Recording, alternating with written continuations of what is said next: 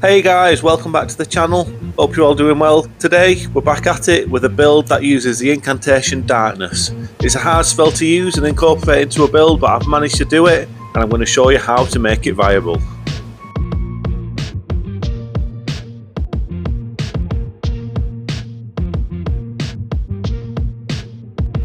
So as always, we'll start with a look at our stats. We're a level 30 build, we've got 28 vigour, 18 strength, 15 dex, and then the main stat on the build is 18 faith. Our flask is quite important on the build as we're using a faith knot, which gives us 10 extra faith, which in turn allows us to use a majority of the incantations on the build. We've got a good selection of incantations to use and they all complement the playstyle. However, the main drawback of this build is that we rely on the faith knot in our flask to give us the extra faith, which allows us to use our incantations, and then after that we lose access to them. So we have 3 minutes in which the build is fully optimised, and then once that 3 minutes is up, we're down to just using our weapons. So let's take a quick look at the playstyle and how we actually plan on using Darkness and invasions to do damage and get kills. The idea is that we cast Darkness and then use it as cover to cast our incantations from behind the shadows, which gives our opponents less reaction time and allows us to land those incantations more often. Obviously our opponents will still be locked onto us, so they'll know our location, but the idea is that they won't be able to see our actions, which all adds to the surprise attack aspect of the build.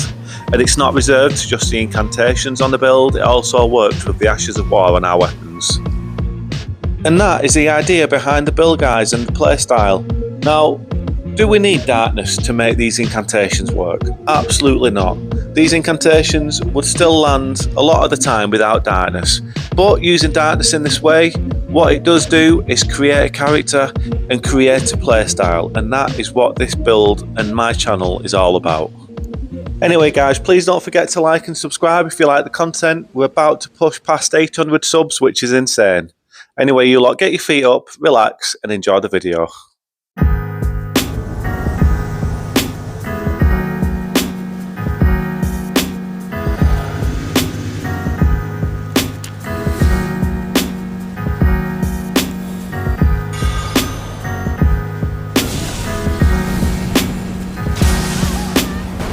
So, as you just saw, we started this invasion with the combination between Darkness and Frenzied Burst. That's a really good way to start off invasions and get a bit of early damage, and out of all the incantations I can use with Darkness, the Frenzied Burst is the one that often lands the most.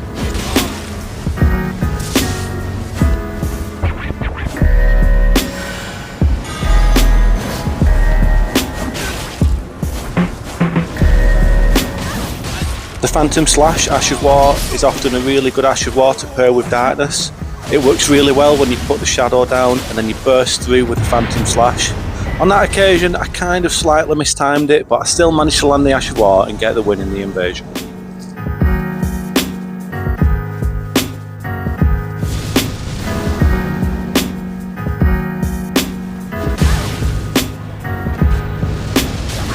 Black Flame Blade is another incantation I often use on this build.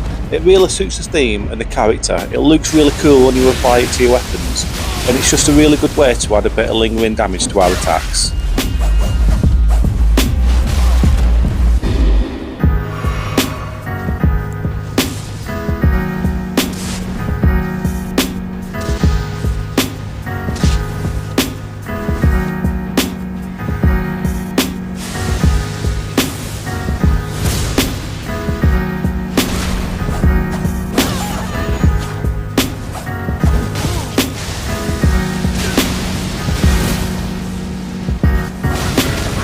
Black Flame Tornado is a really good tool to use on this build with the scythe. It suits the theme, it looks really good on the build, and it's a nice hard hitting Ash of War which has really benefited since the latest patch.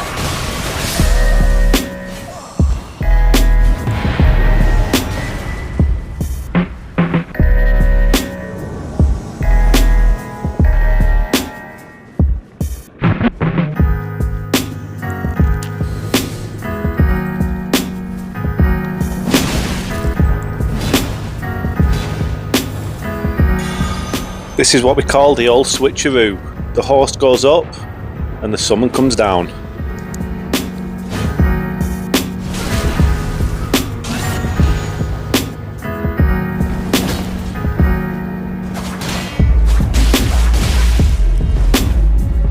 I've also got the claws available on this build in the offhand. It can be a really good tool to switch to and use, especially when I'm fighting over level summons who have got a lot of health. I can switch to the claws and rely on the bleed build up to get a nice bit of burst damage when the other weapons just aren't getting it done.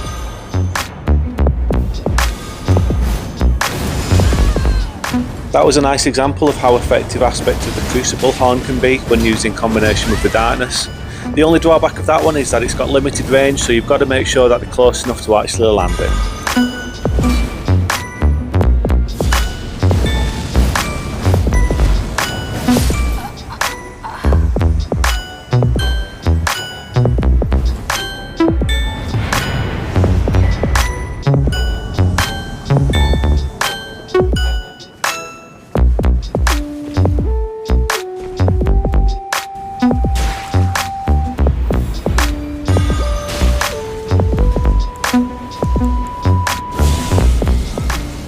You could see this time how bad my timing was with the Frenzied Burst.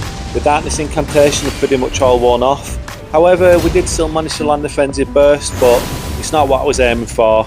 Timing's important, but I think that shows one area where the Darkness incantation definitely needs a buff. It needs to last longer, it needs to cover a wider area, and it needs to activate quicker. I think with a few changes, Darkness could be far more viable than it actually is and become a lot more useful on a lot more builds.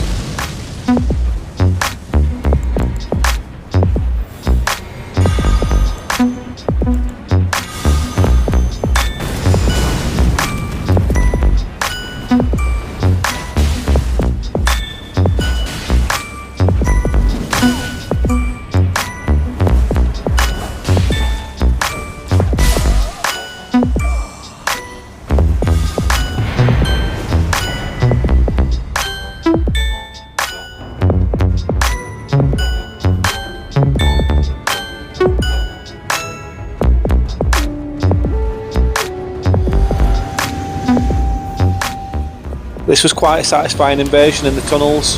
I've not actually fought anyone using Waves of Piss for a while, but when you do come across someone who's using it, it's always super satisfying to kill them.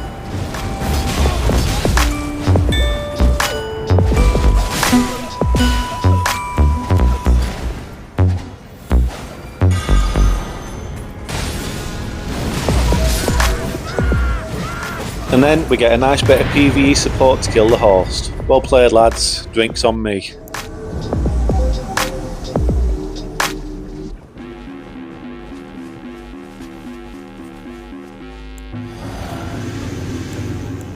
Now, this invasion against this duo was absolutely infuriating. It's a prime example of why I absolutely despise light rollers. Take spell spam, Rivers of Blood, Moonveil, all that nonsense. I'll take it all just to get rid of the light roll. It's an absolute joke.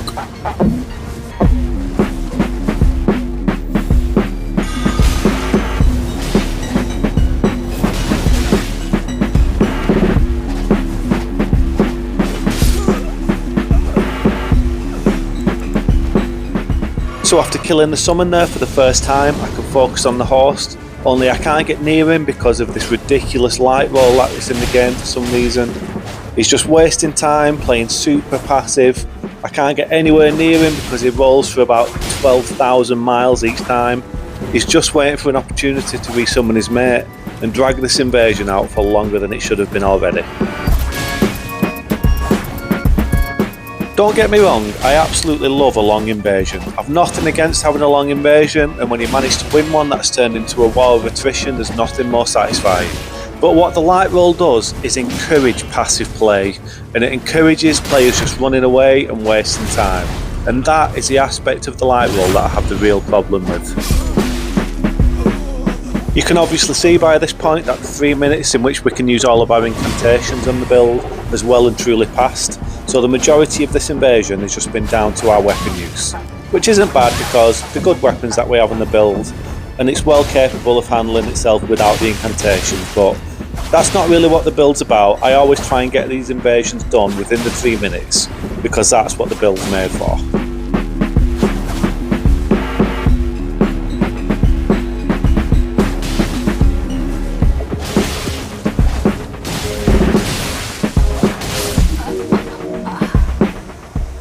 And I'm sorry, Mr. Host, but you are well and truly worthy of the bag.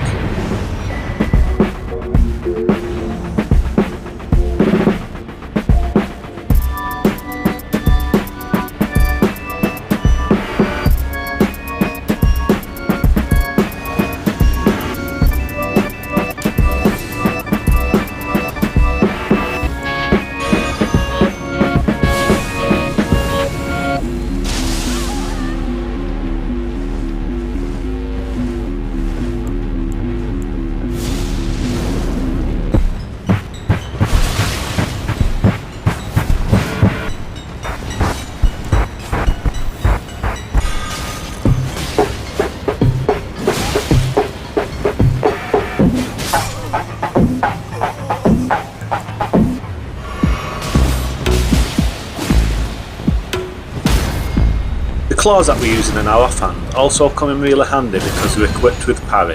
However, it's just a standard parry, it's not golden parry or Parrying's retaliation, so it's a bit more of a challenge to actually land the parries.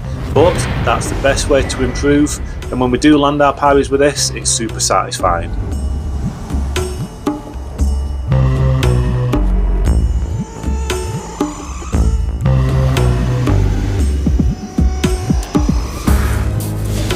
This is a really good one-on-one invasion we have with this guy in the capital outskirts.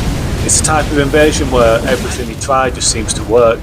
We've managed to land a lot of incantations through the darkness, we get backstabs, critical attacks, all kinds. It's just a really good invasion where everything seemed to play out.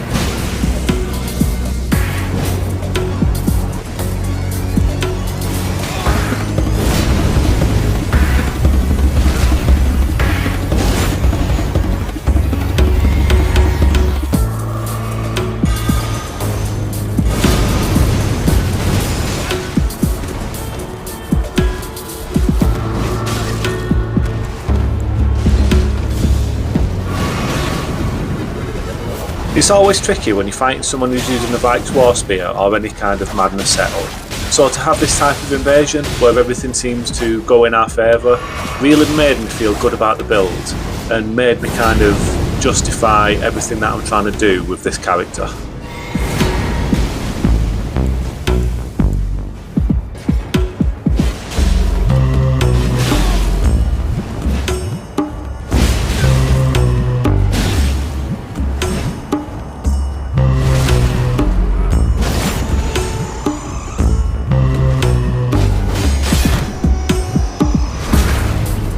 Overall, this was just a really fun invasion, and this guy was only using the one Vikes War Spear, he weren't using any other incantations, he weren't using double spears, so I've nothing really wrong with him using the Vikes.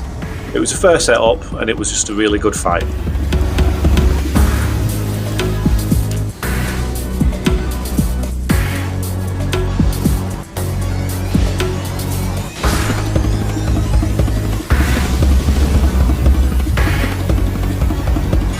I just had to include this invasion in the video.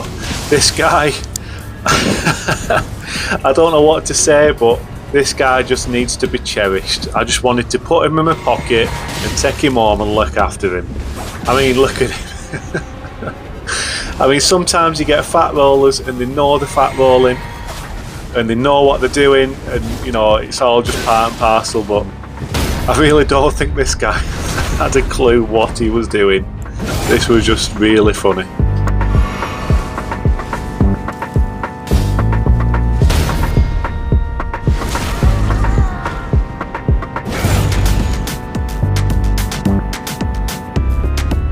And this bit cracked me up. He just kind of stops and walks off for a minute. And then comes back and the fight carries on. Oh my god, this invasion made my whole night. Absolute class.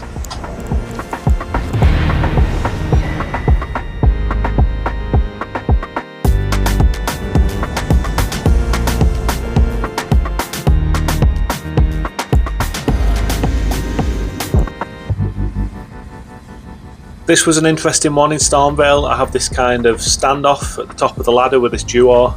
I don't really want to commit to going up because he could easily just blend me as soon as I get up there, but this went on for a couple of minutes, and then after a while the summon disappeared and I knew that he'd rotated back round to beneath me, He's trying to outsmart me, but on this occasion, the players get played.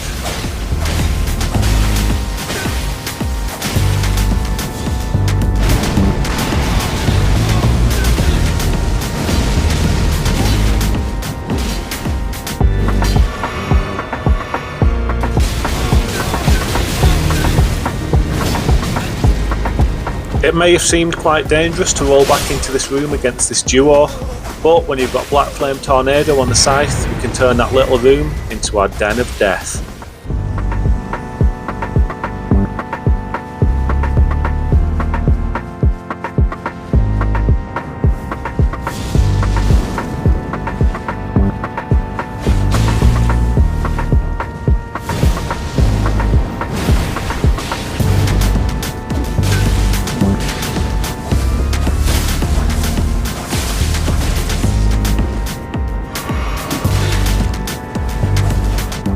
I mentioned quite earlier on in the video that the claws on the build come in handy when you're fighting over-leveled summons who have got a lot of health, because as you can see in this invasion, we're not doing too much damage to the summon with our scythe. He's obviously got some really tanky armour, he's got a large health pool, and the scythe just isn't getting any work done on him. So this is a prime example of an invasion where I was looking to switch to the claws and rely on that blood clock to get a big bit of burst damage on this summon.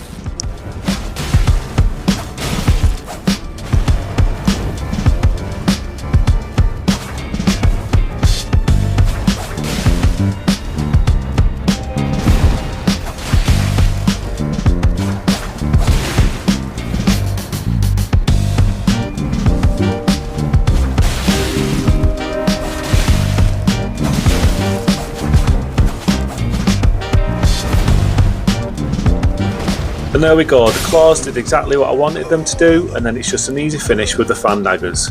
Now I can just focus on the horse and get this invasion done.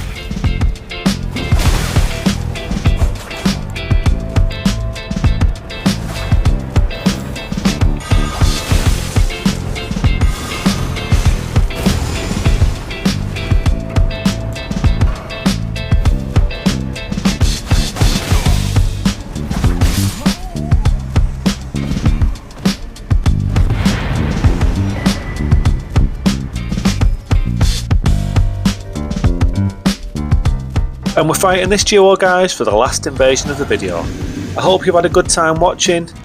As I said, this build is a real character build and it's got a real unique playstyle. It's definitely not one of my easier builds, it's quite a challenging build to run and make work, but if every invasion was easy and a piece of cake, well, that'd just be boring, wouldn't it? Sometimes it's good to have a build where you have to work a little bit harder and think about things a little bit more to get your victories. But when you get your victories using builds like that, it makes it all the sweeter. Don't forget to like and subscribe if you like the content, guys. As I said earlier, we're just about to pass 800 subs, which is just insane. I appreciate you all so much. I just love making these videos and I love it even more that you guys are enjoying watching. Anyway, enjoy yourselves, guys. Enjoy the rest of your week, whatever you're doing. Look after yourselves, look after each other. Take it easy and I'll see you all next time.